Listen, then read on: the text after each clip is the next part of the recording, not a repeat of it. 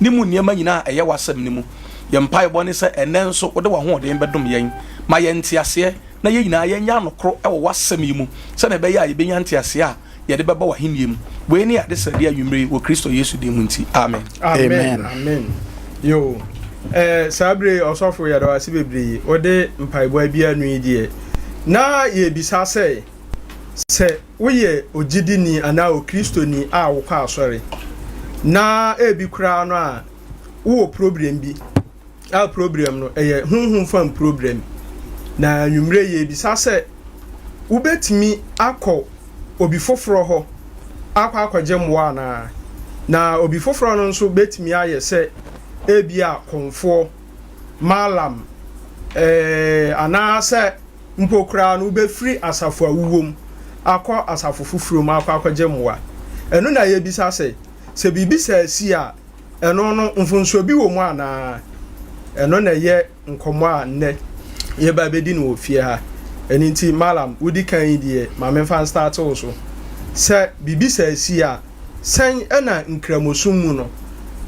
mu gyidie ɛkyerɛ mu a'udhu billahi minash shaitani rajim adawase ene kwashina wa bisame no sɛ bibi kyerɛ obi so ɛyɛ honhom fam sɛ yɛ mo no wɔn paibom Islam kwan wom okay sɛ ti o malam fo bi no my from sɛ rukia malam okay omude to mu ho asi wo sɛ na nti sa na so sign ba oba in double oba how yi pa nde sɛ atete a odo be fam yi pa because ohu sɛ wo tumi bi wo ba bi a ebetini aha no Pacha so what I say oba double into oba double into in Islam and your bonnet okay say what's a spiritual problem now be seeking for help for that malams na ma mimi so say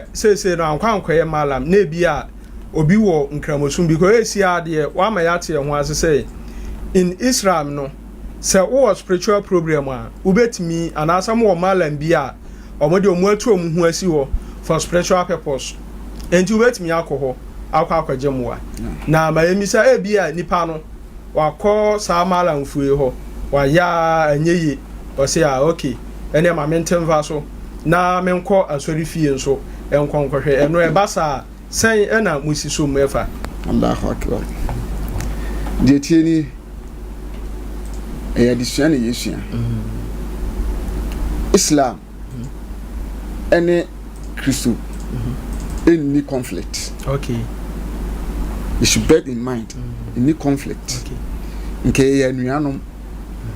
but e ntiase kakra bi ni na ye tro sem na sene we ti ase fa sene we susu ti ase fa no correct se ntesa obi esofo na ono so ye sunsun nyuma we ya bi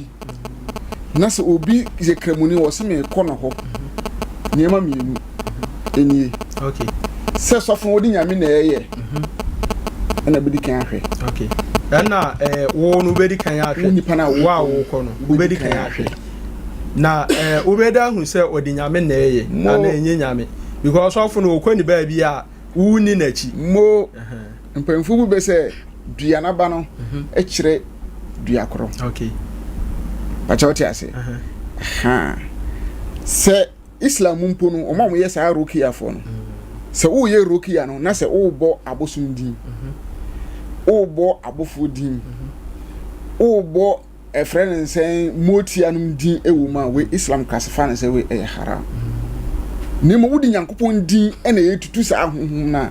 la shehu alaihi bibia ni wo so e da kwan mu totin nti se sofo no di nyankopon din e na e bo mpaye nko ade a la shehu alaihi bibia ni so an se sofo bi wo ha wodi nyankopon din e na e bo mpaye de but ne wa chire no wunim enam se de wa chire wunim ti e na komshini kan se wo se dama ya ribuka ila ma ya ribuka munye ade a madwim etomoten no munye eno ni mu de mutibo mase no muntwi mu humfiri ho enti we awutibo wase wo ho no ye wo kramofo malams wo no bebiri se we na wokọ ya anjewa try different one ena wutirimu e ya ofan e wo na make say bia na wo kuro nkitua bi mu ebi amalamfo okra ba akopɛ na wo ho wo ye ya amfa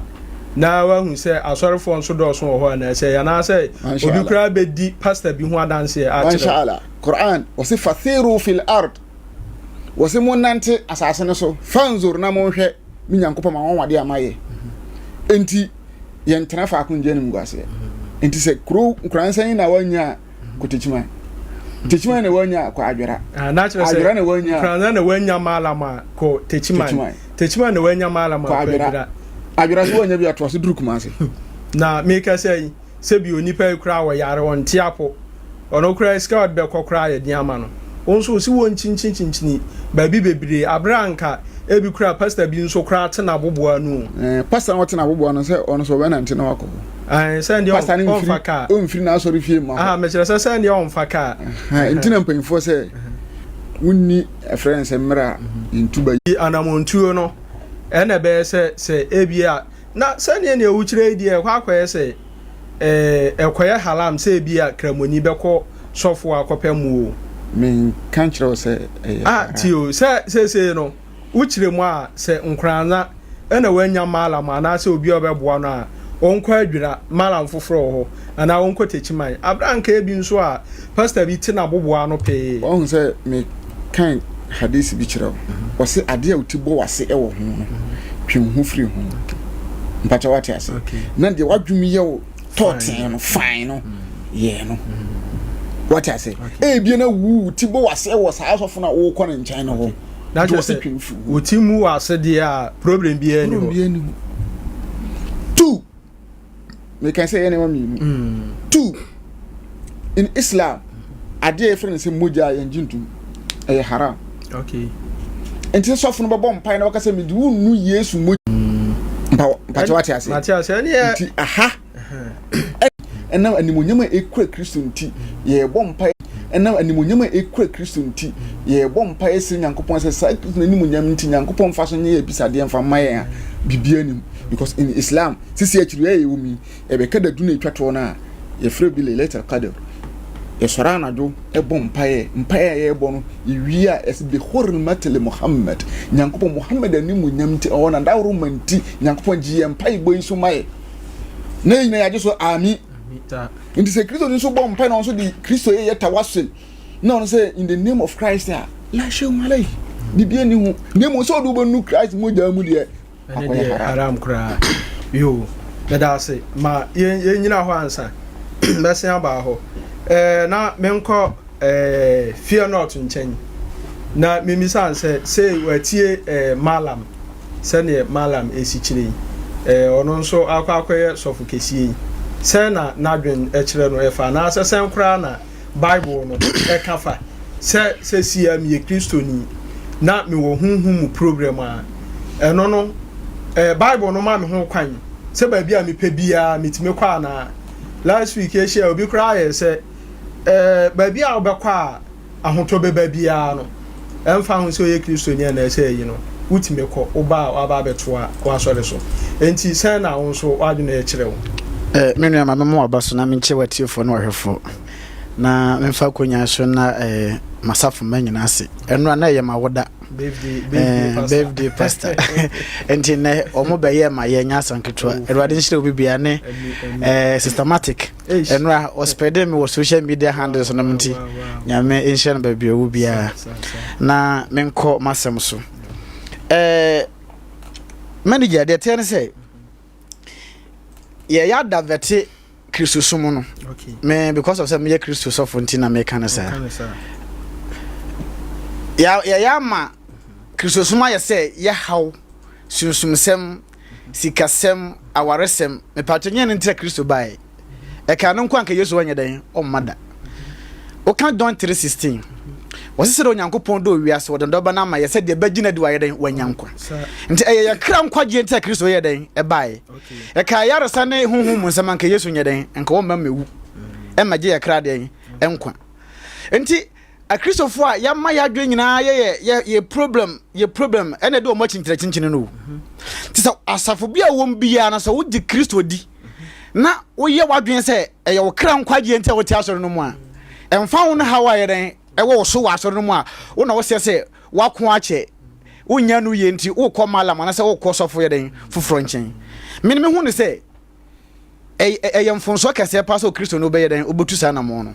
aha kyeremu ye obetu anamon ben sɛ watena safo mu na wo se wabɔ mpa ya acha wo hu nyame no monyam enti wo kɔ ba bia yɛ den akɔpɛ den emwa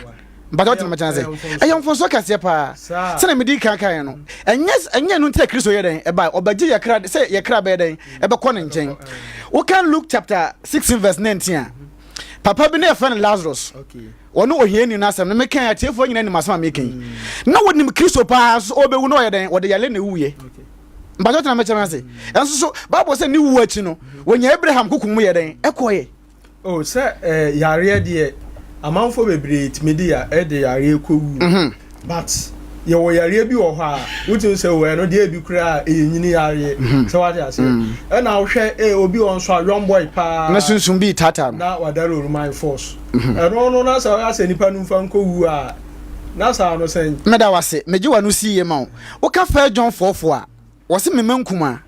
mamun suru na mu firi wiase mfiti ase na madi obo fo se den enkunim efise de atimu mu ne den eso chen de den ewo wiase enti John 15:7 no Gyedie ne bia nti asem weye sɛ wogi Kristo di na nsɛm tena wo mu a saa na Bible no ka wo se mu tena me mu na me nsɛm tena mu a wo bebise biribiara mo pɛ na bɛ den ɛbɛyɛ ho amam enti sɛ wo ya branch sɛ wo ya baba o na wagi Kristo di na wagi na di ya minim sunsuma eso che Kristo na wote mu no Proverbs 28 was obonofo odwana abra obi nyeden empam no nti se Yesu ti nipadua mu a tumi be na betimi ababa tata me pa to de me kire ase ye pa nti se no o se ye ginidi a nti yamfa se ye ntimi angina ani tumi no aba be tata nti se no kwambe nso na ebe fa nti de atwa asafo no ye no se wonya new converter so wo kire kire no mo o Gyedie wo tell me say in Matthew 6:9 Yesu asuafo no ko Yesu nche wo se Awurade kire ye mpaebo se na Yohana ye den eche na asuafo no Yesu wo kire wo anse wan kire wo mo wo kire wo mo se oni ho no ma motema ye den abɔ mpaye nti asafo bia no etwa se wo kire emma nipa no Gyedie den esinipi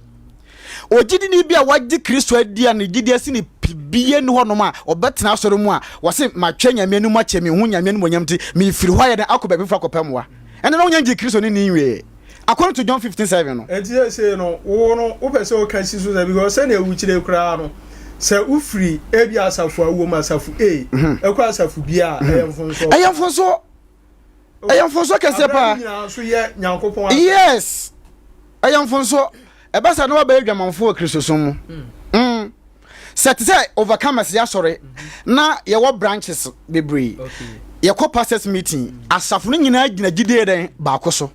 na ufri overcomers bia me branch amewo nkran say wo two branches estate bi wo na sofo na wo estate ne ye program na wakode a for that one the problem bi na akiri na say ufri overcomers mu akọ asofo say okopɛ emwa no eno no eyamfonso kese pa mpato tena machana say wo kan 2 Timothy chapter 3 verse 14 Paul ka che Timothy say wo se tena de wahwe ne wahu nokore na wonim oni ko ye da usua firi ne nkyɛn ai baboam wahunu nyansa akɔ Kristo ye den nimdie mu nti se ye de wafo san kyerɛ wo nyansa wagye de hu na kore we ya wo se afiri na kore makɔ akɔpɛ na kore bɛn bi na wokɔpɛ mpato tena machana say nti in Mark 16:15 no bra Yesu suma asuafo no wo se mukɔ ka asɛmpa na munsa yarefo ye den yare muntu ahomone nti osampa kane bia no a wo ka Nyankopɔn asɛm na wo ka na kore te se na mala mo ka no nyame de sa tumi ne ye den wo de ama after asɛm na chi wo le wo nsa wo bompa ya tumi bia ntimi ntrasafo ma ha asafo ma no oh ene ewo sabat unse tumi bi won so a nani aden make say kura nya daba akọ ye say nya daba akọ na tumi kura bia e bai atran nipa no so acha eni ayi ena ebi nso a won so waye ni obetimi bia pastor wa kura no wutin se nka wa kwasi na nka ne asori bi wa nyina se Jesus ba akọ because mara mo kasa no wo se wo ko ba bi na se ye kɔbɔ Yesu moja hono de mfunsu abam sanse omo de nkramofo no de omo mirivu in that by Christopher de ye nyina ye Gyedie ejina Yesu Kristo wana ka kiro se nyina ye Gyedie ba ko oh no ye nyina ye gidie e nyina baako na ye nyina ye gina Yesu Kristo so na ni nyina nso Bible baako na mu na Yesu na de akate ani say gina gidie baako so ne enye de entesa Yesu kan mo asem o Matthew chapter 24 wo se brebe bekwa ye bebrede ni di bebe se won na asoma mo so wonye de won soma won nti so far say wo yesofo does not mean say wo yesofo enti eye haram Amen. Amana maka haram. I said nyina ya go. Aye wona kase pa se o Kristo ni ubaye den obatu sa na mo no se o ko ba bi foforo. Na o fru gidi na yeden achi. Me mo asoro bi yeden. Me nim asoro bi wo wu se den kro den on ko ba bi da. E na chese wo yeden wo gidi ni. Me sha se na meka se enye sa no mente Kristo yeden e bai. Okay. Okay, second Kings 18:9 no. Difo bi wuye o difo osuro nyame so obewu na odeka enti enye sa no mente Yesu bayo o ba se yakra be den ebenya nkwaje enti so wote asoro mu na waji Kristo adi na waji na di ya emfa ho no ma be den ebesi etwese o koso ye den ekura wugidie mu me pato te de me kire ase pa kura wugidie mu Revelation 2:8 was man sura mane a ebeba wo so sabre na hona de mu begu afiase mu behu na mane dadu di na kura kwese den koso owom wo so ha no baaye no wantima ni na kuro wa gena free gidi ne ho yere e kopa mo yere e wo ba fufuro se ni nyina asore kuro ya enya asore kuro ma de kan ka kire wo he in enana bebre na adwenye den enya maamo so in Mark chapter 5 bra Yesu tutu ahomone afiri bodamfo no mu no o kire ahomone se omonko hye de mpreko mu meboa ena asofo no bebre se omo body deliverance a ye tu ahomone a ye kire ba bia ahomone ngo enti Luka se hu fi tu firi nipa mu a okotichiri wa hefa kwawe so na wanye ba bia ntena na ahomone no se do kese binu ye stubborn no obo ye stubborn to sense ye tu omo a omo nko kwawe so wona na sonda mu ho a run ho enti wadwene se o ko so foforo aye de akopɛ wogye enso ukofo bi ba ye na ye den e de aba enti media masoro media ma wono won wontimi mfiri overcome se nko prayers ba bi da never na ma mimi sase ne wu kire idie ye se obi anko ha we so nka ye se wo se o hodie obi mfiri wasafu mu nko ba bi nkwaje mu na se obi nso firi ba bi ba wo na so a eno no nso be so mi se aha enti na twese wo sa nipa no osofo so kire se da me chete me de wo tena me jona o se ye obi wo ho a wo de meba esono se nipa no ogyae masore akọ asoro foforo ende untin se chinkina adwanse wontena wazoro mu ba se wo firi asoro mu akọ pam afoforo de me de me so sa no ma no so ana me kire se obi nso firi asoro foforo mu e ba wo ho se wo ba be pam because ono no ne sofo no de a kire ne se enya bone se wo be ko ba bi because ye nyina ya asoro ba ho na oba ho se wo be pam wa eno no wodi ne be gina enti ye ya asoro ye nya me wo be pam wa ye kenya nkopon asem ye program fine wo ba bia ye kan nkwaje asem so ba nkwaje nta wo ba ye dia fine se mo de a ye nya bisa wo ye ho oh say na wo be pam wa oh da bisa ye nya bisa me ba onim edurumre bi ho ye ya nta me kan say ye ya da ne Kristo so mu no enye sa te Yesu ye den e ba ye enti se omota ye program ana for habra no ye ho ye nya for habra Yesu ntina wo ba pam nkwaje dia fine na oba so ogi Yesu so dia how no de buy na be den e be ko because some moje me di wi a mo mfa mo how na mo dadwenye den ento me so if say me ye den me dwene mo ho be ba gote na me gire ya sepa aha nti ye ya de na Kristo so mo say how amane no nyane nta Kristo ye den e buy oba say kra be den e benya nkwaje nti eye mfonso kese say wo gidi ni me ka wo masoro say me masoro ba pa say obe free asoro mu say wo koso foforo nchen kroma ye wo local council ye wo napak ye join service for that one the problem be anim me na me de mo ye den eko na say nya me na me de mo ko na wa fi asoro no mu now say bia me de me nya nti yare we ti me ko ha ko ye no me ko so fu ya ye crusade me ko ase ni no nti ye asoro bo hu no say wo ko asoro foforo mu no na obi na wo ko je na ase asoro apart from that won ti me nko nti say no ma me bi say overcome so obi eko baby se okwa akwaje moa na wu hunu ne sa den na ye bono na wonni wa watema ye den abobi enti se wo yosofu kwa se opase wa adwuma na ye mra twa se de mi kai wutie na wo de ye adwuma na aboa ma adwuma na ye den ene sa wo so man de bia mboko kofa wo ha na wo bo mu deliverance ye ho ye mo deliverance ho John 15:3 wo se asam na mo atene mo ye den mo afiri okay wo de first wo message about amen so fu ba fu e de me offer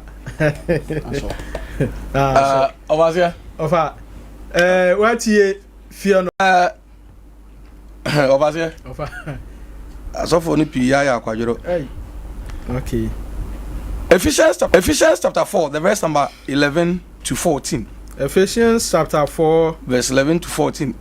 Me born yes bi. Okay. Na wama ebinum aya asomafo. Okay. Ebinum aya adifo. Ebinum aya sempakafo, ebinum so ahwefo,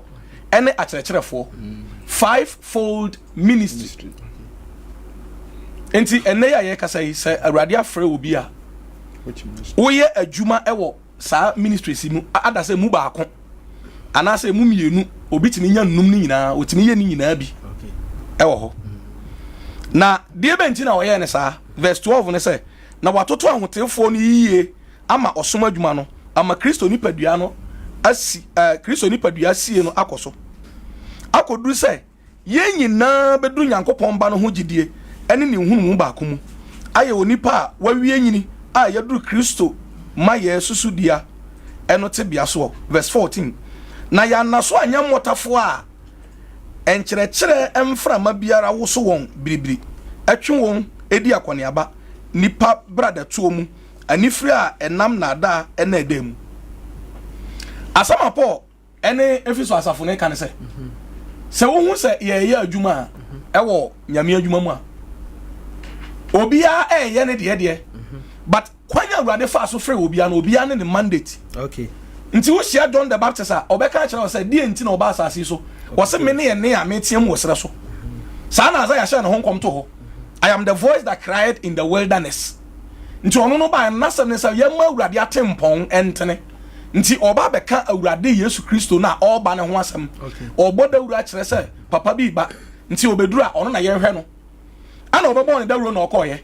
Kristo nso ba no ɔbɔfo na ɔbɛhyɛ nkɔm sɛ yɛbɛwo no no ka sɛ ɔno ne wiase nyinaa gye nkwa. Okay. Nti ɔnso ɔba ne mandate na dwuma ɔde ba nso ɔba bɛgye nkwa. Okay. Afei yɛbɛnya obi te sɛ Paul ɛwɔ Acts chapter 9 no wo kan the verse number 12 13 and 14 na Ananias na yɛka sɛ ɔnkɔbɔ mpaeɛ ma na n'ani mmue no ka sɛ ɔnkɔbɔ mpaeɛ ma no awurade Yesu ka kyerɛ ne sɛ mehyia no Damascus so aso mea na ma n'ani fra yɛkɔbɔ mpaeɛ ma no na ɔno ne gyate a mayi no sɛ ɔnsoa me din ɛnkɔ amanaman ɛne ahemfo anim enti obia nyame afrɛ no bia no wɔ n'adwuma a ɔbɛyɛyɛ enti asomafoɔ ni mpo no na obi yɛ prophetic apostolic ɔno ne deɛ no ɔyɛ apostle but ohu ɔte obi deɛ yɛ evangelistic apostolic obi deɛ pastoral apostolic nti obi yɛ apostle nei but obɛhu no branches na obi ebie minyi ni sɛ wahu sɛ ayam papa daki ordmans gina ha ɔhyɛ nkɔm da wahu bi da but hwɛ nsɔre wa bie ne deɛ no ɔno deɛ evangelistic apostolic ɔyɛ apostle but obi ebie nsɔre okay ɛne ɛwɔ apostles a wɔn susu hunu wɔn mo te a wɔn so sɛ say the Lord sɛ awurade sie nie wɔn mo ka awurade mu asɛm ɛde kyerɛ enti sɛ yɛse yɛba bɛyɛ Kristo mu adwuma a yɛnte aseɛ sɛ wiase no ho yɛnim nyansa nkyɛn honhom na de wiase baayɛ enti nei sɛ wokɔ woba ha no mu a yɛwɔ de ɔbɔ drive time yɛwɔ de ɔyɛ morning show yɛwɔ de ɔno so yɛ Kristo mu adeɛ announcement foɔ yɛakyekyɛ obi a wɔ n'adwuma a ɔyɛ the same way ɛna sɛ woba hospitals mu a yɛwɔ doctor wɔ sɛ ani yɛwɔ de ɔhwɛ aso yɛwɔ de otu se nti obi a wɔ assignment a yɛde maa ne sɛ ɔnyɛ dɛn ɔmɛyɛ enti sɛ woba na sɛ waboa nipa no na yɛdi wakyi na sɛ wantimi anhwɛ wɔn ɛwɔ honam fam ne sunsun kwa so a woyɛ di nipa no hwammɔ adeɛ bi wɔ hɔ no ma nyɛ nyame na de aba ne so ɛyɛ borɔnsam na de aba ne so gyidie mpo egumu ahodoɔ gyidie wɔ nsususoɔ Yesu Kristo ne asuafoɔ ne kasa wɔ sɛ mu a mu gyidie so a nso ɔmo ne Yesu nenam ɔka kyerɛ wɔn sɛ mu gyidie te sɛ sinapifu a mo bɛka saa kyerɛ bepɔ sɛ entutu nti sɛ wo di Yesu akyi na Yesu nante po so na wo so kɔ nante po so na sɛ du baabi na sɛ wo memo a waka kyerɛ sɛ wo nhia moa Peter tia mu sɛ owura Yesu hu memo na ɔsɔ ne nsa ɛna oyi ni pie yɛ enti no sɛ wo di osɔfo bi akyi na ɔno ne gyidie nko a ne gyidie nyina do level bi a wo gyidie nuru hɔ no mu a hwɛ wo yɛ because aniama bi ɛbɛba ne so a ɔno bɛbɔ ato agu no wo ɛba wo so a ɛbɛka enti adeɛ sɛ yɛte aseɛ ne sɛ Kristo Yesu no baa no ɔbɛyɛ ɛdɛn ɔbaa no wantutu ahohomɔne nti bi pesa mbisa fie no to sɛ ahohomɔne do sɛ na ɔno atu sɛ ya sɔre yɛ mo deliverance nti wo mo deliverance a wo se wo di Yesu akyi na Yesu amfa nya sɛ already a ɔse ɔbɛkyerɛkyerɛ wo nsɛm no nsampa no ya baba bi uni nsampa na obɛkyerɛkyerɛ no wotie wɔse nsampa na obɛkyerɛkyerɛ wo no na Yesu obɛtena wo mu a Yesu betwa nipadua no nti according to fear not Yesu Kristo ti wo mu di a Honhom bɛ na so kyerɛ Yesu a obɛtena nipadua mu me yɛ sure sɛ obɛnya kwan ama me na yɛnyɛ ne sɛ politicians ni ɔkasa na ma yɛ din asa wo question bi ma ɔsɛ question bi ma ɔbɔ me dinta ha na ma me tipi that be fine the tie bia discussion ayɛ okay nti ne tie bia no sɛ ma me tiba bo bi but no interest me engine the time no okay nti na ɔkasa wo sɛ wo ka sɛ ɔkasa ma yɛ din a me bo me tingo na me trɔtrɔ ne ma nketenkete bi wɔ ha no because na me pebra ba be yi niam bia no okay because adeɛ na yɛyɛ no ho asɔfo pii ya akwadworo ɛwɔ nyame adwuma na yɛyɛ nim nti sɛ Yesu ba na obetutu ahohomɔne na ɔka kyerɛ me sɛ Luke chapter 8 the verse number 1 to 3 no ɔkenkan na ɔka kyerɛ yɛn sɛ ɛmaa bi ɛde wɔn sika boa Yesu ebi ne Mary Magdalene Yesu tutu ahohomɔne nson efiri ne mu deɛ na ɔyɛyɛ ɔkɔɛ na yɛka asɛmpa na ogidi yɛ no wagye adi awie ne nkyɛ sɛ wɔn natu ɔbɔne deliverance Yesu deliver no yɛhwɛ ahohoma Peter ne Paul no betutu yɛ nti sɛ wɔsɛ obi aba wasɔre ɔwɔ problem wɔn no wuni ahoɔden a yɛde betu na sɛ wonim sɛ obi betumi aboa na wɔsɛ ɛno no ɔkɔ hɔ no mu a wɔyɛ mfomsoɔ yɛyɛ ne sɛ ɛnyɛ yie ɛne ne Paul kyerɛ yɛn ne sɛ 1 Corinthians chapter 12 no the verse number 12 ne kɔ no ɔka kyerɛ yɛn sɛ adomakyɛdeɛ ne nyinaa no yɛma ne nyinaa nyɛ adwuma wɔ asɔre no mu nti asɔre baako no ɛwɔ sɛ yɛnya this fivefold ne nyinaa wɔ mu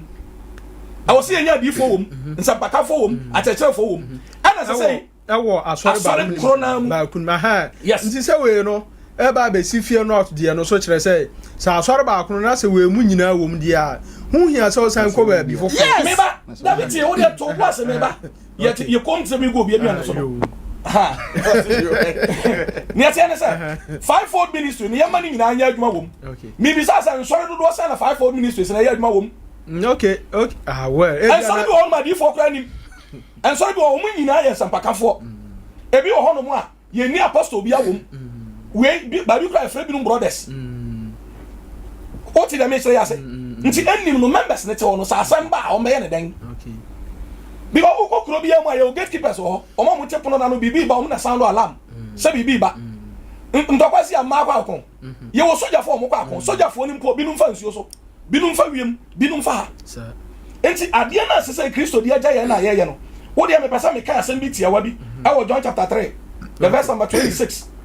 John chapter 3 the verse number 26 to 30 the verse wɔse na wɔba Yesu nkyɛn Yohane nkyɛn bɛka kyerɛ ne sɛ nkurɔfoɔ bi o ɛna ɔmba Yohane nkyɛn ti asɛ ɔmmɛka yɛ Rabbi deɛ ɔbaa wɔ nkyɛn Yordan agya no hɔ a wodi ne ho adanseɛ no hwɛ ɔno nso rebɔ asu na nipa nyinaa ɛɛkɔ ne nkyɛn aha na asɛm no nipa nyinaa yɛ dɛn ɛɛkɔ ne nkyɛn na Yohane ebua ka sɛ onipa ntumi nyɛ biribi gye sɛ ɔde firi soro ama no ansa mu ara mudi me ho adanseɛ sɛ meka sɛ ɛnyɛ me ne Kristo no na deɛ wɔsoma me no na wɔsoma me di n'anim verse 29 deɛ ayeforo no wɔ ɛne ayefokunu deɛ ayeforo no wɔ no ɛne ayefokunu na ayefokunu adamfo a ogyina hɔ a otie no deɛ ɛgyeɛ ɛna n'anigyeɛ na ayefokunu no nti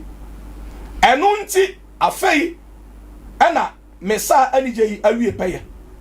na the verse number 30 na ɔno deɛ etwa sɛ ɔdɔre na me deɛ mesu hwɛ verse 30 no and the verse number 20 the verse number 27 no okay ɔka sɛ nipa nyinaa edi n'akyi no ɛhɔ na mpɛ sɛ megyina sese wonim wɔn mo hu ne nyinaa yɛ sɛ ɔba wo nkyɛn na sɛ deɛ da no so no wotumi boa na nipa no bɛfiri n'asɔ no but ɛnyɛ saa na ɛsɛ adwuma no yɛ Yesu Kristo ɔkɔɔyɛ ma John the Baptist sɛ bɔ n'asu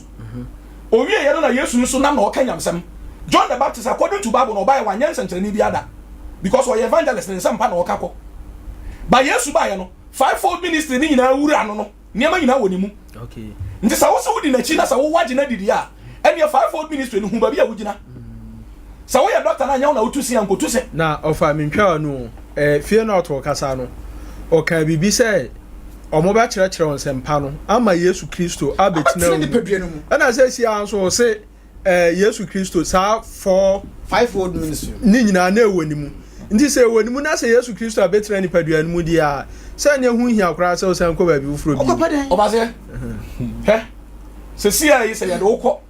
ɛde wokɔ gyina dandwa kwan so okay ne yɛ ka kyerɛ sɛ asase ne fa do abura wo be dua abura wo wura mu so be tutu nua no wo be twetwa wo be dodo so an na hɔ a yɛ nua foforo wontimi enti sɛ yɛ ntu ne yɛte wo mu no a yɛ mfa foforo nhyɛm ontimi ne ntena hɔ okay yɛmmisa sɛ yɛyɛ ne saa nipa dodo sɛn ɛna ɔmo tia so ne hɔ ɔmo da so wensa sɛn na gu so ɔmo bɔ adwaman sɛn na ɔmo gu so ɔmo bɔ korɔ Yesu Kristo kra sɛ ontena fi mu ontimi ntena hɔ because ne ɛwɔ hɔ dada no yɛ ntu no fie wurafoɔ mmienu ntimi ntena fie driverfoɔ mmienu ntena stia baako ani agye sɛ baako si fam ansa na foforɔ no ayɛ dɛn ɔno nso aba enti wɔn mo ho nyinaa ne sɛ obi kɔ baabi na sɛ revival program na sɛ ɔba na sɛ ebi a biribi oh sɛ na awurade ka sɛ nipa no sɛ ɔyɛ ampa ɛne me bɔ mpa ya ma sɛ nipa no kɔ no nya ahotɔpɛ ne yɛ sɛ baabi a mete no mmoa bi ani hɔ ne me kɔ nti sɛ bɛyɛ nipa no nyinaa nkɔ nti ana Yohane sɛ nipa bi ani obetuma yɛ biribi gye sɛ rifiri soro amanansa ana owie no ma wɔ mu ayɛ sɛ ɛsɛ sɛ Yesu kɔ so dɔre that he may increase that I decrease Yesu no spiritual exercise a wɔyɛ no nya bi na John ɛyɛ okay yɛ kan obi da hɔ no mu bɔ mpa yɛ 40 days and 40 nights bɔ mpa yɛ ɔyɛ akɔm kyene wo sɔrɔ a wadidi wa me awie wo nkra wo hu no waka da yɛ kra no wo nsu wo dia daagye a masa hwɛ spiritually wa ho okay enkrofo yi no enkrofo kɔ yɛ nim enkrofo bi abasase we so kɔ a yɛ di nipadua we tu kɔ soro okay binom abasase we so Philip no mutini yera I see nti dia ɔno yɛ no sɛ wontimi nya enka nkyerɛ ne sɛ dia woni mu no ma ne mfa nya adwuma ana yɛ nyinaa yɛ wɔ hɔ no asase we so yɛyɛ dɛn sɛ wobɛgye Kristo di wia asase so yɛ wɔ taamali a wobɛfam okay ɛnsɔhwɛ awurade bɛsɔ wahwɛ Paul kora ne du baabi no wɔ se yɛbɔ na kuturuku yɛma no honam mu kasa bi ɛna ɔkɔ awurade ani na awurade sɛ wei deɛ madom dɔso ma ɔmane wɔ hɔ bade yɛwɔ nneɛma nso bebree wɔ hɔ no ma nipa kɔ awurade ani mu a awurade yɛ ma wɔn hwɛ emire bi na papa yi Duncan Williams na odi nkɔmɔ bi na o preach wɔ se odi for pa prominent prophet ɛba ne nkyɛn na wɔ se papa nneɛma wei ne ha me ana so okay ma me bere kakra na me mpae because ɔno so hu sɛ ɔnyɛ ne deɛ ne nyɛ prophetic bi nti wure ma bere kakra na me mpae odifo okay afei wɔ se ɔbɔ mpae na deɛ hu yɛ ne sɛ man bi bɛgyina hɔ ɛwɔ no na ni so ade hu okay ɛna watwa akwala ti ne kita no na obisa ne sɛ ɔde sɛn na man ne bɔ ne din okay nti vision no hu nneɛma nyinaa nti adeɛ kye na ɔfa phone na ɔfrɛ no ɛna ɔse wo wɔ hefa na ɔse wo me London na ɔse wo me kra ne me ba hɔ nti me bedura de wo bia na yɛdi nkɔmɔ na nipa ne present ko nka ne phone so na ɔse wo da bi obeduru na ɔpɛ ba bi na ɔne ne kɔtena na ɔse wabusuam obi akum obi da na mihuman bi te sei ɔbɔ ne din sei na wadi ewu nti mogya no da so ɛfrɛ ɛbɛ ɔgye nti saa mogya no ɛna na edi unya no wow nti wakansa kyɛ na nipa na tia sum na wosu prophet no wosu na obi san sa den ɛna ɔsi nipa na ɔbɔ ne din ya ne papa wawu da but ɔno obi landing hɔ a ɔno okum nipa no ɛnam so wɔ sika nti no ɔma ntimi anyɛ ne hwee nti mogya ne fɛ for vengeance masa spirituality yɛmfa ni agro adeɛ yɛ sunsun asɛm ɛmfa ntena ase nya ti unti wunim asɔfo yɛ ɛnam hɔ yi yɛwɔ asɔfo mu mmienu yɛwɔ nkurɔfo bi ɔho they are seeking for the letter of the word yɛwɔ the letter of the word yɛwɔ the spirit of the word yɛwɔ honhom no ne kyɛfa wɔ asɛmpa nim ɛne yɛwɔ asɛmpa na ankasa nso so letter sɛ yɛatwerɛ nkrataa na wɔkenkan binom kenkan ne kwa tumi nim yɛnti aseɛ hwɛ Yesu na ɔkama chapter 15 ɛnyɛ Yesu na ne ka kyerɛ sɛ yɛkɔ na obi gyi yɛntutu ahomɔne yɛnsa yareɛ nti sɛ obi yare na sɛ wo ntimi nsa na sɛ wo wagye adi awie o hwɛ wonim gyidie na wogye adi ne yɛ kra nkwagyeɛ sɛ mne yi wuwu a ɛna wonya nkwagyeɛ te sɛ ne Lazarus tena hia mu kɔɔyɛ no but wasetena wɔ asase wɔ so deɛ bra yɛwɔ kwan yɛ fa so ɛbɔ bra yɛwɔ kwan yɛ fa so yɛtena ɔfa na kyerɛ sɛ enti ɔno tie yɛwɔ the letter of the word yɛnti aseɛ ɛne yɛwɔ the spirit of the word yɛwɔ nkurɔfoɔ ɔmo ka nyamsɛm na akaka biribi ansi ɔno koraa no ɔyare ana biribi yɛ no agye sɛ ɔkɔ obi nkyɛn o masa hwɛ me yɛsɔfo me te ha platform yi so na meka ɛyɛ biggest mepɛ asɔfo bebree ba yɛ hɔ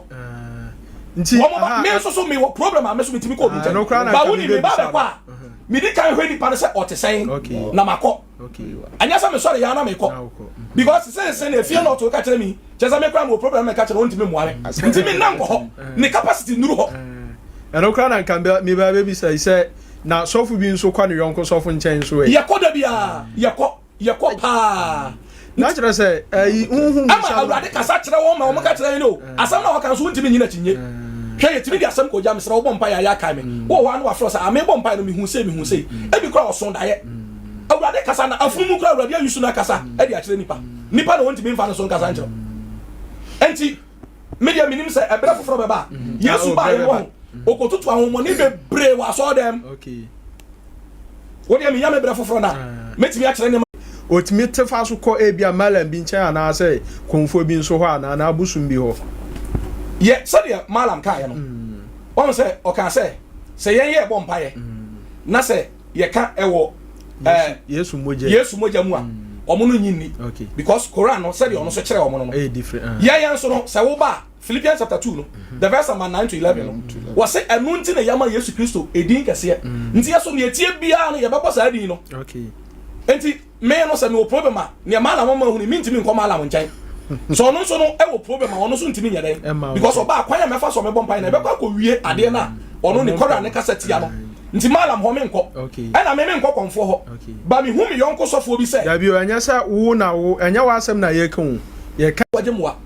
ba me wo hoyi so obi ba se sia na me ne di nkomo na me hwe na ebro me so amitimi ka se collector sofo okay yo nti wo de o timi ba ho ba ya sore ma ye ofa de ye mfa nsi abesan aba onchen na yenkɔ aboafo a eboa ya na dwumadie ya de bra ye kaka se 21st clinic ene so ya asena ye de dwumadie ebra na 21st clinic no okiremu a ya de bia wo sa ya rie bia na ne wagidin wo mu pa sciatica no se efa unankoko mu nanti hwa ebesi utu ase no se etwetwon bi okre sheki ni ade a na no no kire se sciatica ebo opnum we nyina ya yare a 21st clinic se osa a waje hu abodin a kire se oye champion ewo Ghana ha yenko na yenkwaje omonkrato ye besen aba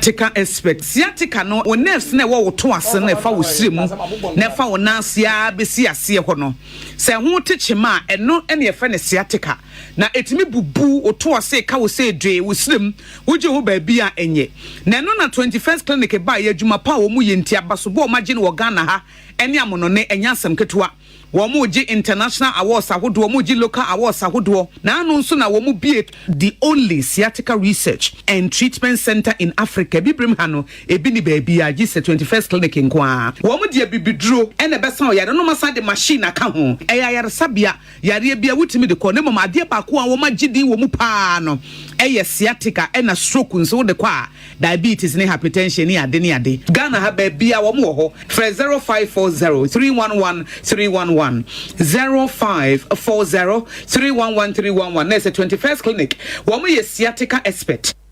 Yo, ahwafo ne atiefo ye ma mwakwaba esan de ba Sompa 90.7 so. Na ye kaka se ugidie ne san dwumadie na ye guso a ye di a ye ne nyame asofo akukudam wo fiduam ha ye di dwumadie na bre aduru no wo studio ha nka obi be say behind the scene no enya asenketo na enche bia bre bi beso ama di radio no aduru aboboa no eno no na wo frɛ abam aba be kire won so wadwen enu nti ma mini kan fa number no ento ho na bre no so a ye boss wa na kire sɛ udem 0598 994 994 0598 994 994 and avoda no so 050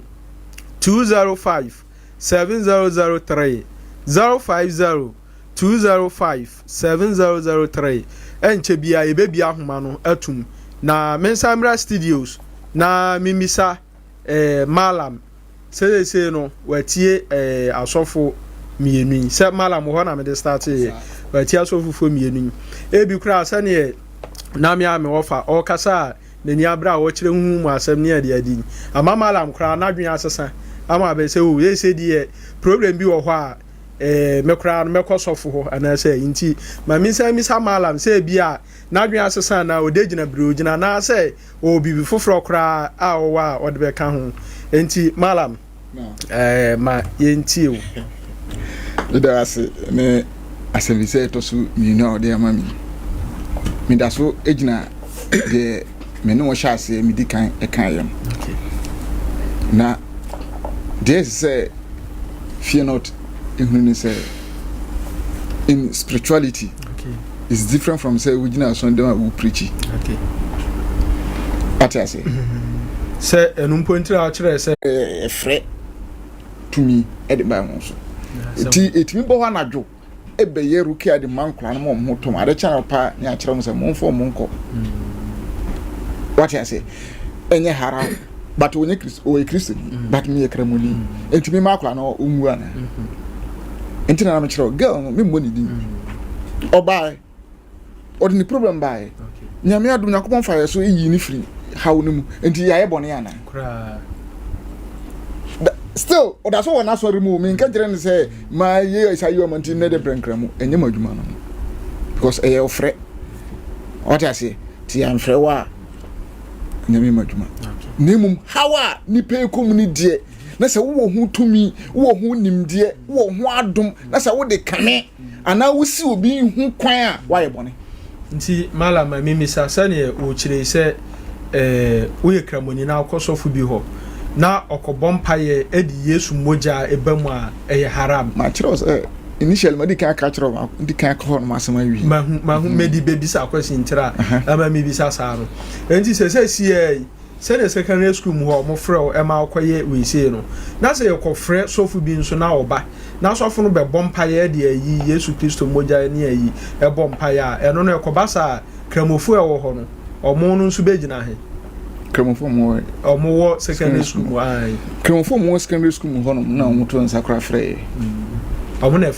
frɛ me nti ɛno no mo call for purposely for kramofo ana sɛ purposely for the kramofo nti e ko na sa ade na happen ye no na ɔmo de sa nkula no baa so that say nti enje ɔmo hɔ nkɔ sɛ ya mam ho ana da bi ɛsɛ ɛboa ɔmo so that say ni sɛ wogi Yesu dini di ye no na wo ha no to atwa Mary Magdalene Yesu tutu ahonhom sɛ ne firi no so na ɔgi Yesu ni ye sɛ nko gidi ye na sɛ nka ni na etuko preko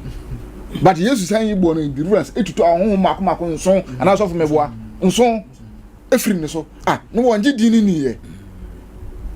wo wie kwasa kotonu hwam edi begu Yesu na ase edi ni timi san pepae na wɔngi Yesu ni ye yo Yesu gidie no de eye eni na ɛwɔ de honhom ha wo no so de eye nti se wosi na asɔre man ho kwan a ene wɔn fo so sɛ ɔn so bɛbɔ deliverance wo sua bɔ wo ko sua na ye mon paye wo ya so paibɔ ne paibɔ tɔjɔ wa tia se ye paibɔ obie na ɔmo mpaye obia bɔ mpaye but mpaye bi wo no ma ye sononko nti na wotu we din sɛ deliverance ya tum din sɛ rukia what I say two different things but nka wo bɔ mpaye ye wo doa wo Israel sim paibɔ doa ena wo mpaibɔ aja wo soro din ho nte wa henie mra mpaibɔ meboa ena wa bo we su brofu din sɛ no so eden ogie deliverance ogie no two different things okay nti enye bone okay nti eno no malam eno ye malam adwenkyere anase malam ni gidie ne no na kyerɛ sɛ malam de ejina baabi a ogina ma memra fear not ho what say na prophet kasa na malam so akasa ebia na okra na esia na adwen sesen bia ba nti ma yɛhwɛ mama na wase na abonya wasa de mama me madwen sesen na nsa wo kyena bebe megina wo kyena megina ase osofo nyame afro so osofo na woda asora no sada wo kan ye obi ho no wode sa adoma kyede ne nyina yeden wode ama me koto max 1615 na me kan e enti sa wo ka sampa na mo ko so mo bo mpai wa asoro mu no ahomare to obi mu a etu me bate wo ka John 3 34 John 3:34 kan ma wode kan ma me wa bia John wa say de onyankopon asoma no o ka nyankopon asem na onyame nsusu honhom asa na wo yeden wode ama nti nyame afra wo nko ade a na so wo ye genuine pastor pa ade a nyame da do nyina de ama wo je be ne besi asoro ma nyame tim fa wo so nyeden enya mfa ma wo ma na wo mo wo kyerɛ sɛ communion we ho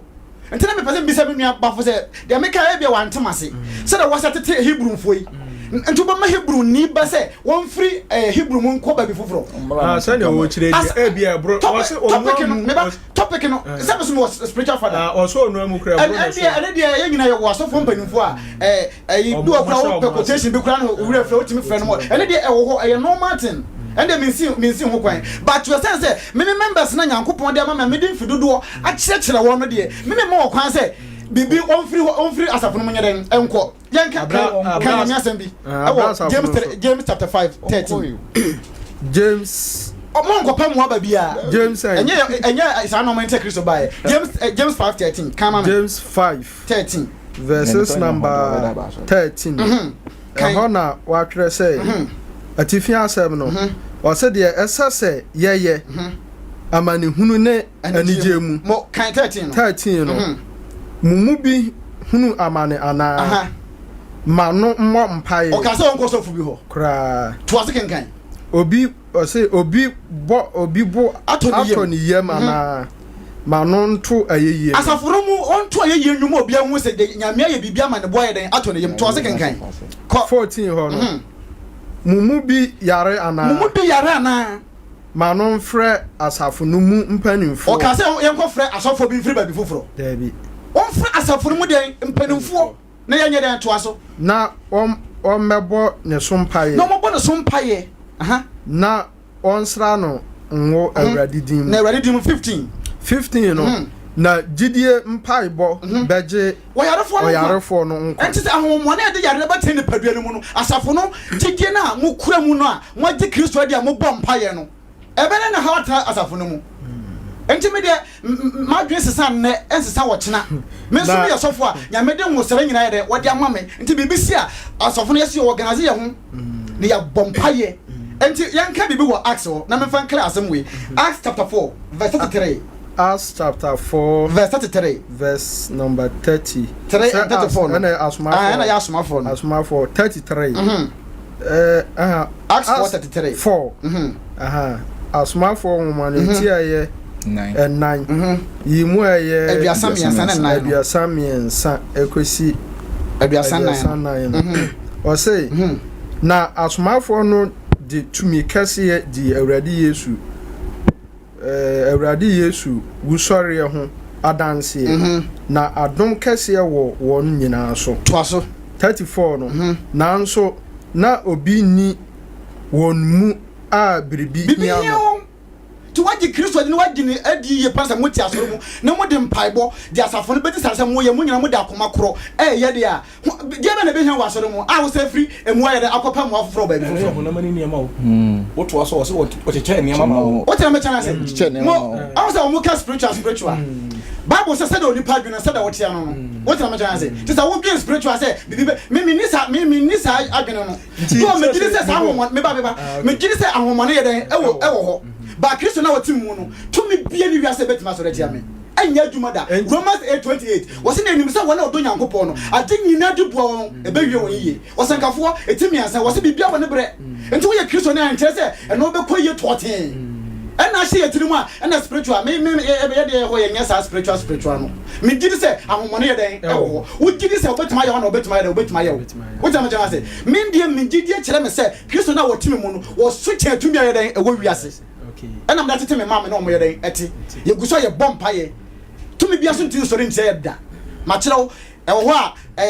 a challenges ne de e be den e be baba Christ nti ebe overcome say shana na yitwere no e ka no say obi yare a yemfra safu mu penfo enya nti ano sa no ya how long ana say mo be kwaso abo akwafin se nipa no ahoto beba miti da bia me kala na me madam for so for me kan me de okay 1 Peter 2:21 na was Kristo hweso me Kristo na misua no ma ho bebe Yesu ko si prayer camp na oja yare for ye de egu ho wonye hospital enti sa tumi bi na masra nyame ye den wode ama me eye instant men kan nyamanum overcome so for atemi nyina nim dia me kan but what do we say ya kan no to problem bi wo kra ehia special attention enti me ba ye bom paye me je sa ahabana malam kan ho asem no ana meje hospital so ye dey edi enti ye bom pa ye esi de na obonofo hye kwan a ye ma kwan se hospital fa ye foko se bibidu akwana wo nyere omonkoye enene 2 weeks pepepe me da so da me bom pa ye se na Nyankopon de na di che na maame mo mienu aye den afrim ade tie ye pon asore na me frem maame de ni gina dom na ne bom pa ye de na ye bom pa ye na me nua de edi machi mienu o wakra o kokoma 3 days wow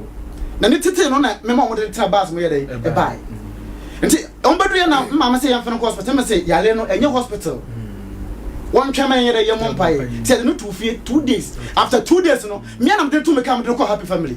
okoda ho Tuesday ya na ye den ye yi no na mo ba na say sorry wonderful men kan yamanum systematic one ko beti ma dance recently so for ba for ye me dance ni because you be laptop 102 million say no crab so mba ya na asma he ya na me try mbi mark ma me na safo no hia ye sika ni ho how no so ye den aba ye mompa ye na nyame nka papa na koma 102 million papa no de che me wow enti je ba na nyame ntimi fa me so nyere enye wa so mu a wo se fru baka maso wo kwa kopa den enti wo se omo de Gyedie na akoma ba ko ye den e bom pa ye no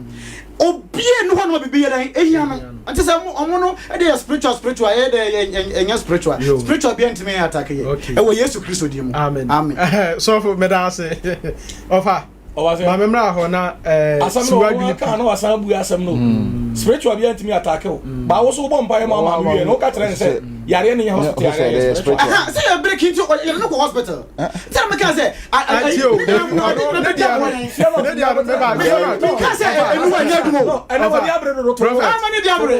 prophet na some how can no was say spirit behind me attack no to say this deliverance area there onya no deliverance no me de say na me de man go school enti say de almost fa na say e wagie say ubetu ahoma na firi nipa mu na nyame age no me de me hu ne say esa John 15:3 no was say asem na mwate no mu ho ayedan mu ho afi enti say wotere won sa nipa na mini na sa hu fi no to ko na say nyame asem antene mu a obasa kwatra dwamamom nsamnom kro no ayaka na sa no ma no ebasa develop ahom fo ayedan e de aba enti na say asem no ya kire enu achi ya bompa ye na ye de nyame asem kire ma asem na yedan atene mu sa asem atene mu a ho osuro bone to bo man konto kwa nyabotre da bi no nkonto kwa enye deliverance tie o what say over say enye deliverance ne say ya bompa ya ma obi odafo minimini okay anti se nya obiti Kristo dia nyame wagena so wangye time no ntude nyabotre me time obiti Kristo dia nyame wagena so wangye wagena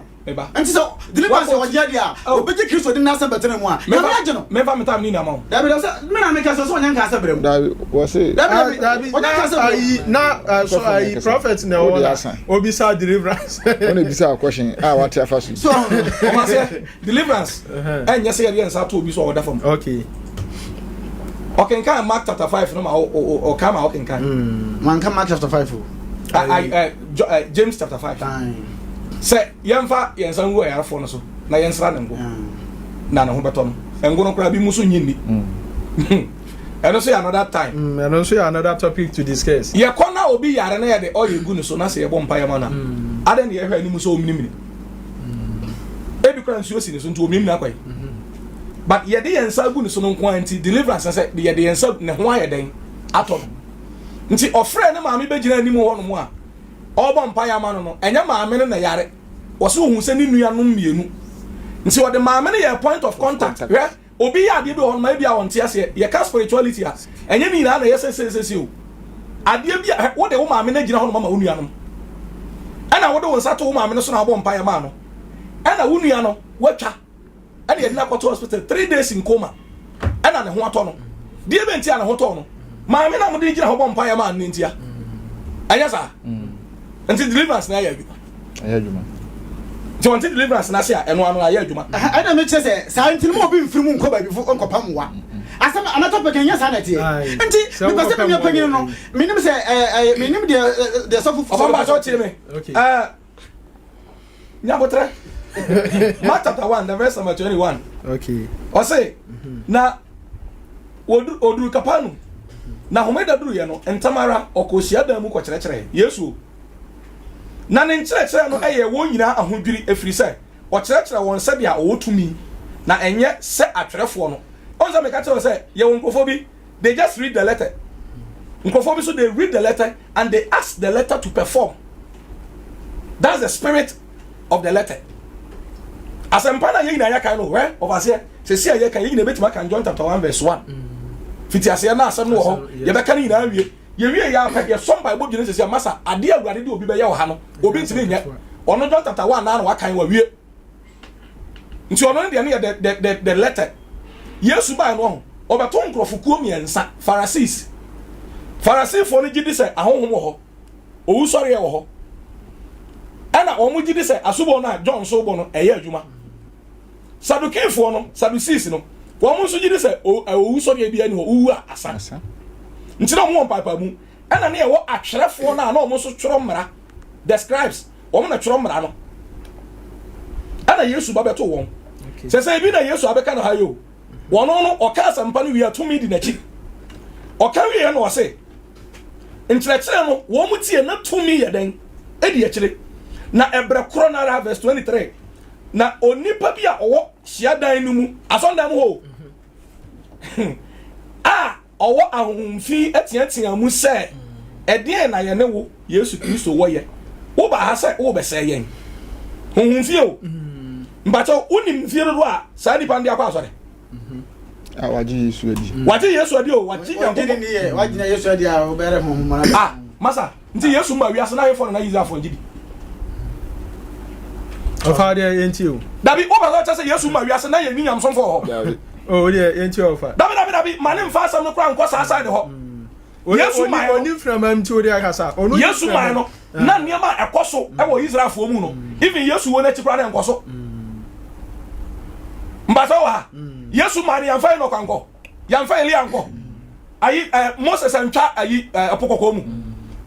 ye na ninua na kwala na obedi anim no Joshua wantwa Jordan mu Elisha antfa ne ayi engusu antwa Jordan mu ma ne ntwa me pesa bi bisa say Yesu wo na chi wana ti ba yesa ne ma no kra bi enso say ye gini dia ne ono kra ye ne ye be ye de chansa enti say obi ya de na say wuntimi nya wo Gyedie ne swa wo mpa bo swa wo spiritual life is swa okay enti abia bi wona say ba wo ho na we na say bro so a say me ti we obi ni me kasa ayo so fufuro na de ma me from wanji problem ya so nipa no wo ma ye ho ade bia na enye den emfa ana ofre me na so mfa me number no mfa ma nipa no ono pra me nya atam ntie no wo be kom na ade na o ma ye na anye ye no bi kra ya ade ketwa bi okay na no na nipa na den ne ho ato no enti wo betimi a pretend say wo ye Sadukini wonye honhom ni wonye sa bibia ho baaje a wonye ni nkyerɛ sɛ eni ho okay ya wonye ni nkyerɛ sɛ ɛyɛ adwuma Nicodemus astute preacher were a man of God or da sorry ano Yesu asonda na okotutu ahomoni wo mu ye kan ba wo ye benya bebre mi bi sase na asofo na asɔre no na asofo ndi asɔre wa kyerɛkyerɛ na yɛ den ɔno ba na ɔde tumi a ɛboro wɔn de so na yɛ den ɛba na ɔde betutu yi okay enti Nicodemus ono ye preacher o kanyam sem wono ntimi ko Yesu nkyaya najo ana meka cho se bebre wia wo ho ko ye gira bo ntia na ye dwa nu gbegbegbegbe me se bebre ko oh ero de se ye hiesia ye ho ye di nkoma nsam o beka kire no me ye metra mo bon so di bebre ko okay ana saa de no so nti enne no okwa asori a ye betu na sen ye hu ni so okose ya nti bebre kra san wi o mo kwa abosom so nti ade na wo ye no ono mtra ne problem no mo wona wose wa church na awie no se wa Gyedie wo se ho wa pa ni tim pa ni tim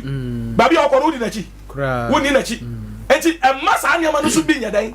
na ada okay oba bi wo ya friend Dorcas asori no nya Peter na da no ye soma ma ye ko fa Peter free Yopa bai because onu na be nya na awufo asori na mo no bi antimi nya na awufo preacher said da no ne wo de asori ja obi antimi nya niama ne bi ho ma ne ye frɛ na smafo na ba no ma ba ye nti ye wo de assignment asada dia mo be specific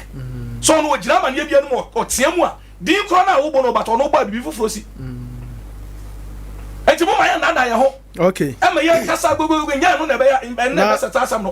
ye wo ho ne se masa obi bro obi so okay radio adwuma ya mo ye obi nim nkyɛn obi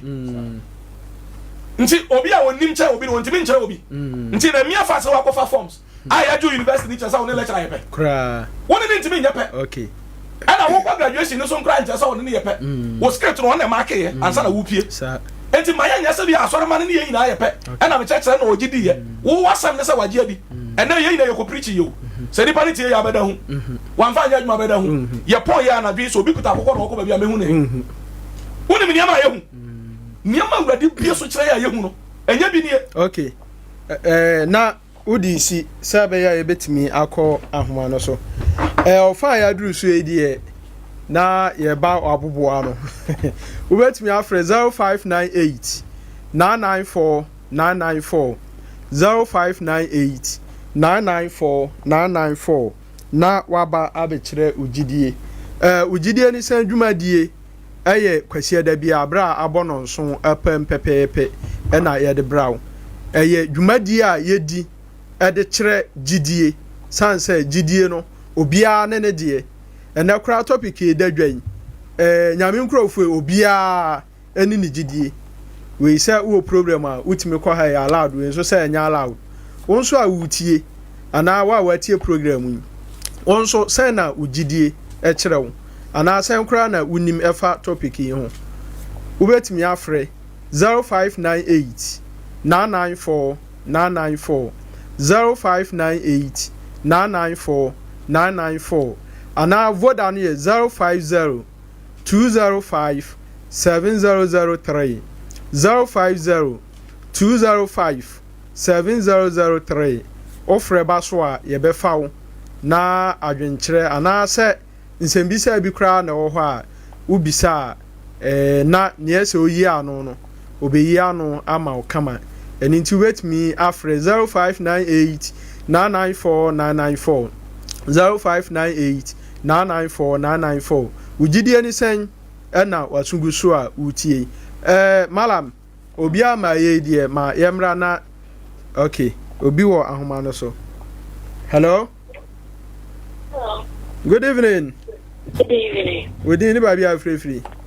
I told me I'm a boy. Okay, who free? Free. Also. Okay, yet you. True. Yeah. Hello. Hello, yet you. Oh, so Casa. Not so forever.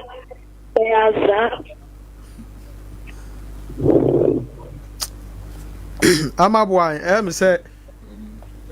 program no. So one shot and you say you. And T na Sambra so. Jumadi sign on Facebook. O call Facebook at Sompa FM or enti say want me and TV a call wait me at the camera. Wait me after 0598 994 994 0598 994 994. Hello, good evening. Good evening. We didn't baby are free. What me chia one what you for your brain. Yo. Kaka me can say. Okay. The best asofon. Tabi so bi ba wasori a na se be won to no.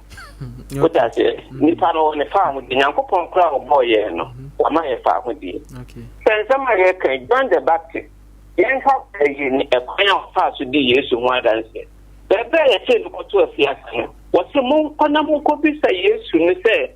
wono ni Messiah na ye hwe ofoforo ni. E ba ne se no o se wo mo ko bi sa ne sa. No kwa wekire a wopem wa wopese ye be yi ni free a wekire nim. It is what sorry baby, I want to men can say, and that's what about my son, when you can say, a Nipan and Yamio boy from or do be after a baby. A man, yes, it's also of one. Yes, also for the 72 of a babble, Yana Ahmoti. Yes, a friend the alien. Oh, besides, no, minimum shade, minimum 7 years, dear baby. Actually, the public, I'm so probably extra more be a note or what I say, if you say, Obi was solid, them not me on what children no be sunny area, and Cassan and Nicano, what Yammy and I said, Yamikura, to me, Yamedia must any pan out the year. Yo, brother, yeah, that's a baby. 0598 994 994 0598 994 994. Hello? Hello? Good evening, we didn't buy free. Mekasa free, Peter, Mekasa free. asa okay etie o papa cho adwuma de mo de ba no ya tie no pa okay so de me pese me ka che mo otofo malamo konfo nyina nya medi na yebo okay obi so kwaduro bi hot no mo na wanya ne ya de sa wotumi fa ko bi ho fofo na me ko ho na menya ya de sa na me de ko bi ho a me kwanya ya de sa wo si enye papa one nyame ye jwa yo wonso one nyame ntie yada se bebre sa ofre 0598 994 994 0598 994 994 ubetimi afre na waba dwumadie no so na nso waba kire wadwen sane obi kaaye no se ba bia bekọ ahu beto obi a no wako eni nti nso ubetimi afre na wakire wadwen 0598 994 994 0598 994 994 hello good evening we dey ni ba bia afre free ya from Imala Kurugo Salam Kurum okay etie yo ya beda mo se nenjira pa modi maya na ya tipa na me da osopo na ya ota piki ifabia tem fiera imle bia no wa kana kura papa ena sofo na ba no akwo ya nko na puyen ono na sori muno tumi no yankopon amfa ma no me yonko wo sa dum no bi na odi be bo pro no ono ati sori mana kwan se o ma won ko nye pa modi na ya misum no kura no be bia yesu dinin na yebo entire nka mofo no ya modi twa ya mboa se ya sum ne twetwom no roma fo nwomra kire se gidie ba ko tumba ko na yede na mpapo mo ba ne be nko obi asori dem babul ko ya ne na babul ko ga man na mbu munyini na kabira na yankopon bi ni dia na wo ni pa na obe kase aha na ye wo na obe bu atan na yo ya da se ne abia nchire yo hello good evening hello yeah good evening hello good evening we dey ni ba bia free me ba cho me dey me fia me ka se nkwaza okay tiu me dey offer ya adwen ne offer kana because asofo no sebio obia ne ahoɔden a yankopɔn ɛde ama no ɛne tumi a ɔde ama no ɛne sɛnea osi ɛne n'asɔre mma no atumi ɛbɔ mpaeɛ enti sɛ mewɔ haw na sɛ meka sɛ metana faako saa na ɔhaw na mene me a magye onyankopɔn adi o matie n'asɛm na n'asɛm no ati ne mu but ohawo humu ɛha nipa enti sɛ me na me sɔfo ntumi nyɛ asɛm tumi kɔ sɔfo foforɔ hɔ a na no sɛ mafi wo n'ase mafi onyankopɔn adom n'ase yankopɔn no ɔnka sɛ asɔre wei ɛkɔ heaven yɛ nam ɔsɔfoɔ nipa baako so ɛna ɛkɔ heaven enti me ne wɔfa ɛyɛ adwen ɛwɔ sɛnea osi ɛkyerɛkyerɛ mu fa no mo ne yankopɔn nyɛ adwuma ɛda se yo wonso yada wase bebre oni nyame entie ya hwɛ sɛ benya afrɛfo ba kwa na mienu bi aka ho a 0598 994 994 0598 994 994 hello good evening sir cha so bibia aboko de ya mi adomako ayo yeah aboko entie wa nwumre yo sɔfo alimendia ɔde yankopɔn ase minia sɛ ɔmoka sɛ obi ikyi wɔ bi a gyiri pɛs no sɛ yɛhwɛ chapter 1 verse 10 a kristo na agye yɛn imu sɛ nibi a mokenka mene sɛ kristo na agye yɛn ɛnti onipa da sɛ mebi asɛm nkyi wɔ bi kristo na agye yɛn ɛnti sɛ wohwɛ Matthew chapter 26 a so that edu baby na Kristo enim se baby antunu wode apuro no shi ose e wa dike de timu a nka makuwe ensano na afinya tia mpe doja ope na enu mini ya Kristo mo di a ye kan enkwa dia no mini so mo di kwemfu ade a enko baby ya Okay. Asasna mo po. Woni pay for no on the bound type. Am go nya ho so. Na so free be jam man e be stop. You kwa wo tiro ma ko kan ko tiro. O sika na mo. Woni nya nya. You are cha da sepa. Hello, good evening.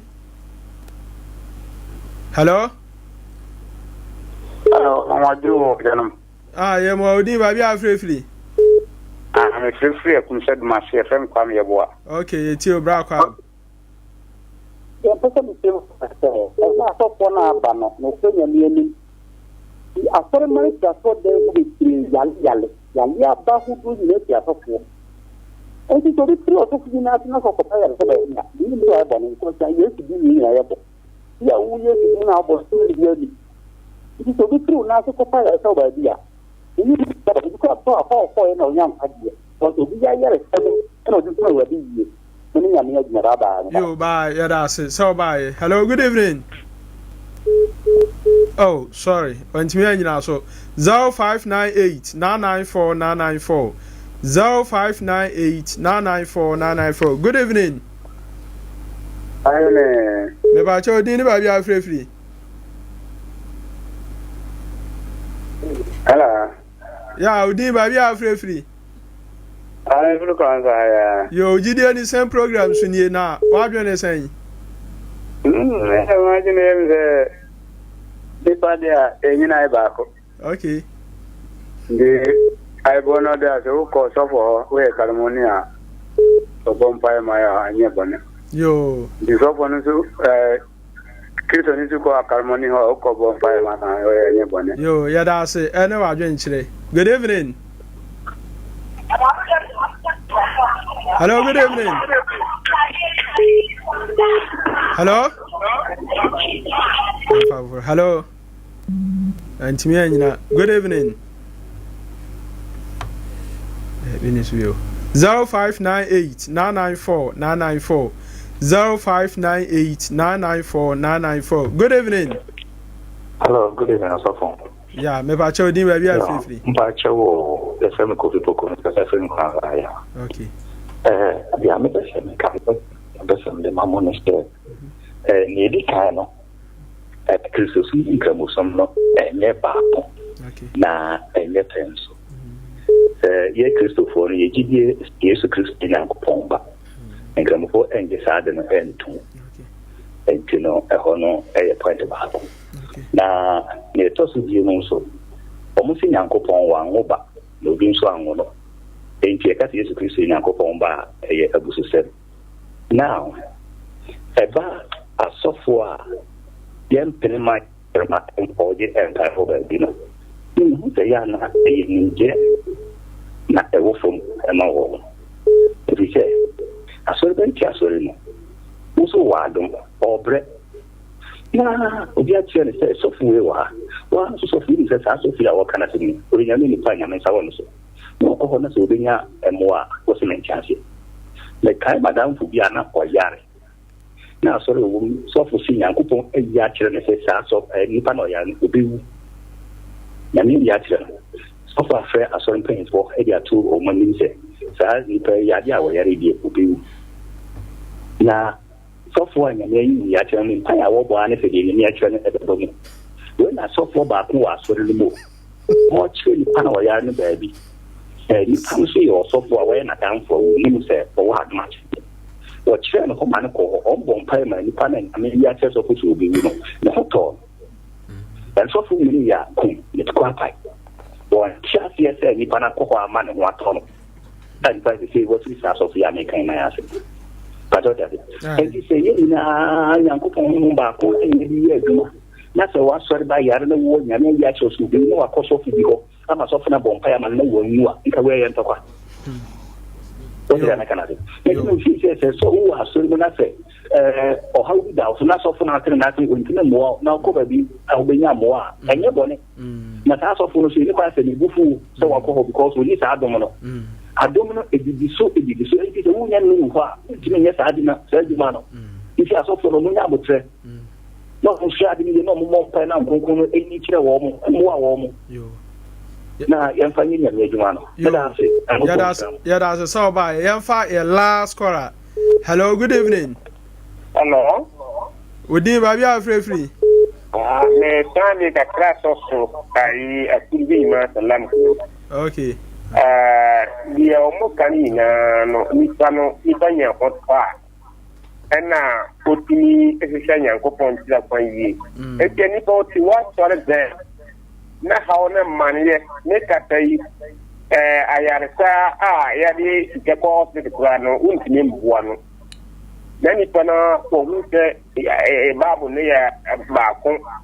asɔre foforɔ nso babu kɔ ya na ɔde yi si. Nye sɛ yanji ndi sɛ torofoɔ di ko mo wɔ hɔ. But babu ne ma ya kɔ sɛ ye ya na ebe du akan. Yanja nyinaa ma Onyankopɔn kɔ na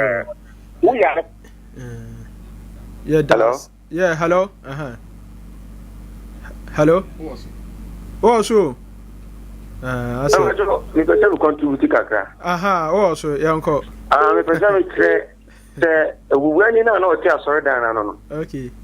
Peter ni John. Esa na yare no. Na asofo de bi asofo twam kura sorry dan mu. And so it took Peter and John, according to Acts chapter 3 verse 6, no. And I'm here, man, sorry. It is all your software. Not say, to me, and we are men, okay. So, TV, we are with code and DSTV, and there's a DSTV, you. What is what an entry? If you are much again, will be our idea. And I saw no way and Kwan. Any brand new way. When I saw you, now, sorry, my father, I saw one in every. Give me some margin, no. Yo, ya dawa se. Ene adwen kyra wo de baaye. Ye beda afrefo nyina so ase. Ha na de ofredwumadie no nyina esi na ya san aba studio abaye discussion 1-2 na say ye de dwumadie no ekọ na wieye mu anesa. Ye da tiefo ne ahwefo ne obibia ase. Over ma memfan start also. Watie afrefo ene ade. Say no san na odi si Gyedie pi in few seconds na odo number nso atudwa ebia na sani obi ka so ne me ne ofa ya adwene nipa no minim se ni nua akra na ye miami ntime nkyere sana wo frem sa me ne ofa na he wo ana ono so frem ofa nti no but sani osika ebia na obi be hia number na odo number atudwa sani osika me ne ofa ya adwene no am se madwen mu no when you say frem ofa e mo so fire no so on so frame of. Oh, okay. Well. Tibia. Ebia no. Okay, you. Nti yanko na last word. Ja me brother no nti. Said e na ye kai no. Na kwasa ni yame anim say. Utie callers na, uti say nipa ebre. But asofo ni pii na ya akwadworo. Ni nyina na say. Wo ka asempa ni wi a ye wo niam bebre ho a wo betimi aya ama nipa no. Yegusu ye bi namum ye hia hoden foforo okay namum ade ba ko ame no ya na enha me bebere wo ho ne se obase say yesu obi nyini wo honhom na nya asem ketwa o spiritual growth yesu tin ko bom pai baba na asuafo na da na Peter kra sa de be cham yakunu no wada ono a wo ni problem o but wada na wasa asafo no hum na sɔre na ye den ye bom pai ba no nti wo beka kire obi say on sɔre pa no mompae na onje ne ho na onje obi no enya asem ketwa nti say ye ntimi ye mu bebere na ntimi nya memfoto wom ba ye nti ase say ne saso nti na Matthew chapter 13 no Yesu Bible say obae no ohun enkrofo kwaku say wogu ho na wo ye ne mobot say nwanya wo ni hwefo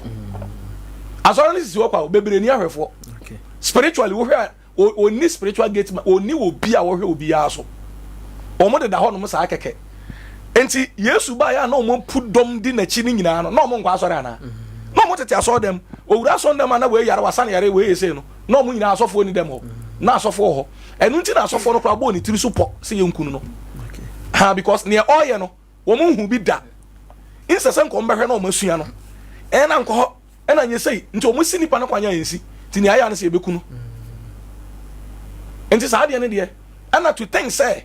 obi ye fake no fake ne nyen na ye be ye free ho ye ntimi nyin free ho ne kwesi me no men ha me ho sa ne ma no woni me ntia me kire kire wo na mpesa wo te ase ase ade ba ko ma ye hu original any fake se fake ni wa original bi ani ba bia enti free Elia person na se Elia timi twese kan kum fake prophet 400 na still for saba na Jeremiah no timi 400 timi sha nkom Jeremiah nko a de ono she different ono nko an de na ba mu a Yesu ba no wanka se adifo atrofo bi ba Matthew 24 wanka Peter Paul wanka ne Thessalonica se bebere beba o ka bi kire Timothy a kire fo atrofo ene adifo atrofo bebere be beba nye ne be ye o mo ntime yi nye ne be yi ono ade na adwuma oba na oba be yi but no so nkire se papa ni ho ene me ye hu papa no nti ye wo ayi professional doctors ho ene ye wo quack doctors omo so ho omo ye adwuma nti mpese ye te ase sa aduma cha de ne wodi enuru ba bi a utin setata ngoyi tata yi eduru ba de bi ho no ma enya wo size no no nya wo level no no ye kofa principality ye mfa san kransa principal oda kuro ya no principality o ne de wo beginu so oni ni nyina na wo ta enuru ho no ma nko ho no de bobo abayi fo mpa ye na ko ba bi nko ha ho because spirituality ye se ye kire wa ye ya shada quantity ye se ye do komu a ade bi ho no ma wa akora no enye we ni ka nti obi ho anim na wonim nti Hosea say enye mpaye na oman ne omobọ enye nsempa na omonka omoka na ade nti ama oman ne yira ne nim die bebre na no they fail to learn omon pese obaji atum nti kakra na wonim no Yesu na so odi na chi no Yesu be yes ane na bi ho de onko Peter nso bai Peter be yebi Paul no be yebi James no be eno de onko ho eno de yawo ji Yesu dia na oji Yesu dia wo mo ji di se na wo ji adi no de omo ye no wa yebi unyanya bi nti bense da hoza ka sembi sa wo so waji Yesu adi na ntim tutu ahomani a wo so ugini di yeden wo boa ugini ni wukura wo so nti ofanado anu si na do number me the number na to dwa okay my number is 0242 744 604 0242 744 604 na mesre 30 seconds pe yame yadoma o chana na wotwe okay and I started a Holy Ghost convention china jo na wotwe aha ye sibusu me miensa bia ma a Holy Ghost month ye chechera won kronkron enti convention ankasa no ye ba begina mu na fia bompaye se honhom no de penia eni kabia di ma ye Romans chapter 8 verse 26 no o ka kira asore manko ana me ka kira atiefo ne won ye hwe Facebook nyina se Hebron fo akumsa do ma se wo do ani kira magazine ho a owura Zion fie ni nchen mu press school park na no wo de opan kwanta na se wo number e kura odi atudwa ha obi afra enti eye ochena na wotwe eye 5 days pe juada kosi fiada anopa nka ho dodo na na ye adwuma fo ye aba adwuma nti anwumire eye no so na fe ya shase ti ye to prophet bafu Solomon e na otene nka no malam o last words na odo number atudwa na ya sorry dem yes say malam your friend so say nam no nam no ya de no sane house arambwa okay from friend je meka ina na ya hwi edi aguro okay sabi we kramuni nesi di help no fi say o malam tim wa umpai uma o malama wetin aboa enye bone je ye bone se unkwa we oba unkwa unkotena tani parenchen okay ese upe uba be mana se ubaba aka ho na unko okay se be ya bone bi nsin aya be malam wa e wo maso aha nje no ba bi wo problem a obetumi na okọ ma no ha obetumi aboa okay ha okay na say ba be yidi ne nsa beto la islam kura sanity malam na what do number you to 024 777 9276 sanity yo malam nuhu Abdella na otene kanu twene so ka ho fear not mame medase ana akonya atwato a wode ama me de se wotie afrafo efreye ene me nua solo ne malama na je se de me kan nyina na omfo so adene ye tete adene ye se sa amwade ne tumi nyina ye ye adwuma ntam bisa so fo solo se nti se de wasa tete Hebrew fo no obemma kwan se obi mfira so no mu nko topic ne di ne se yes what you mention say aha ana me so me kire say nyame ama me sa to me ni bi okay per two example me ma we so we ma so ba wo ko pade wa bonten me ma sam nyina no no ne o pe bia benya wo sa ko pade wa bonten enti de me ba enti de o ma mo fra nyina no de me ka no e na mo fo so papa be kan say e ba sa ni bre obia ni mbre obia tie so solo o ye na de me so me ya me de Revelation 22:12 was it oban ten o kwete de bre obia papa ya kenkan bible ma kenkan get to Revelation there's no single quotation I can say me so for fear not me fa akra say na ngere enko nya me enti obia ni mbre obia but no kra na ye ka but what am I just saying? Enti me last quotation. Enti akra de nya ni bre say obia ni Gyedie enti. Obia na obia ne de obeti oye den oye. What I say? Hebrews 13 me de ba we Hebrews 13:8 no. Was it Christo Yesu te say da wote enne wo chene da apem. Ti nyame na woni tetefo ne nante ye no. Wonne ye den enam. Wo ka verse 9 was it afemu man kire hodo ne nsanfofo ngere emfa mu nkinkyini. Okay. I rest my case. Thank you. John 15:7. Mo tram mu. Me nsam mo tram mu a. Wo be bi se biri biara mo ye den mo pe asoro no mu nyame ba ya mo me dase my telephone number about my friend 0547 63 11 55 also for fear not back up yo atiefo ha na ye di dwumadie no esi yeda obibia ase aha mude wo frem yeda obibia ase se otie ya wo hwe dwumadie na dwumadie aboafo no dɔso paa yi Papa to so na de ko Facebook say uhu ye Facebook TikTok WhatsApp ene baby bia social media wo phone so uhu ye wo a na DJ Papa Toes na de ko ye producers no so dawson kire say o wa hene ta kire adwuma wira na me de dwuma die no Bafo Steven I frame me bojebo me de ebra mo enti ha na de dwuma die no si na ye di si kura no ye be ma fear not abompaye na edidwumadie no akwawie nti after fear not mpaye no na wantie nka bi odi a na yebehie nyame adom a ochena no pa fear not ye bompaye ye da wase nyame tufo o ya hyase na we nyankopon ye hyase de odin ya we odin ma de kan se da wase ye fra ne ye mfiri wonam ye de krai ne pedua ye honhom adwuma ye na emu nipa nyina hye won sa ne atiefo etie ye Rade osi yanko ka asampa na nyine de ye wo Kristo na o ma ne nyine ma asam a ya ba na nwumre won etie ye enso abapam fama won na wo mo a enye hu nokro no enam nim se wonam ye nso amommo te nokre omo fa nokro nante na nokro no amommo ya de hye Yesu de mu nti amen amen Samuel Gyedie wanya so muye Gyedie wanya so muye Gyedie wanya so muye so muye so muye no bon Samuel Gyedie wanya so muye Gyedie wanya so muye Gyedie wanya so muye so muye no bon Samuel Gyedie wanya so muye no bon Samuel Gyedie wanya so muye no bon Samuel Gyedie wanya so muye no bon Samuel Gyedie wanya so muye no bon Samuel dada fo Gyedie wanya so muye no bon Samuel Gyedie wanya so muye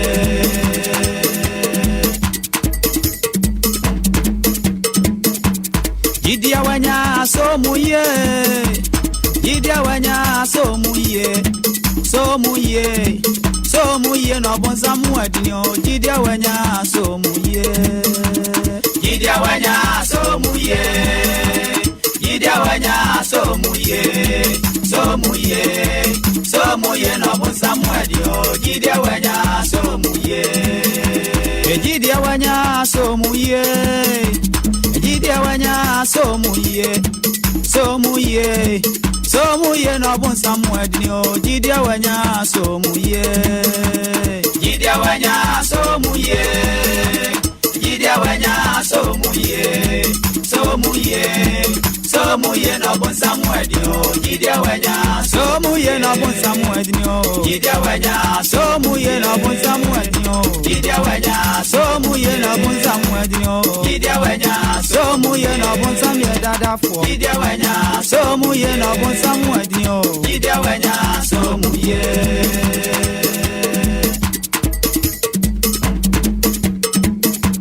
Gyedie wanya so muye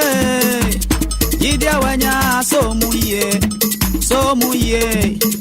muye no bon Samuel Gyedie wanya so muye Gyedie wanya somuye. Gyedie wanya somuye. Somuye no bon Samuel yo. Gyedie wanya somuye. Gyedie wanya somuye. Gyedie wanya somuye.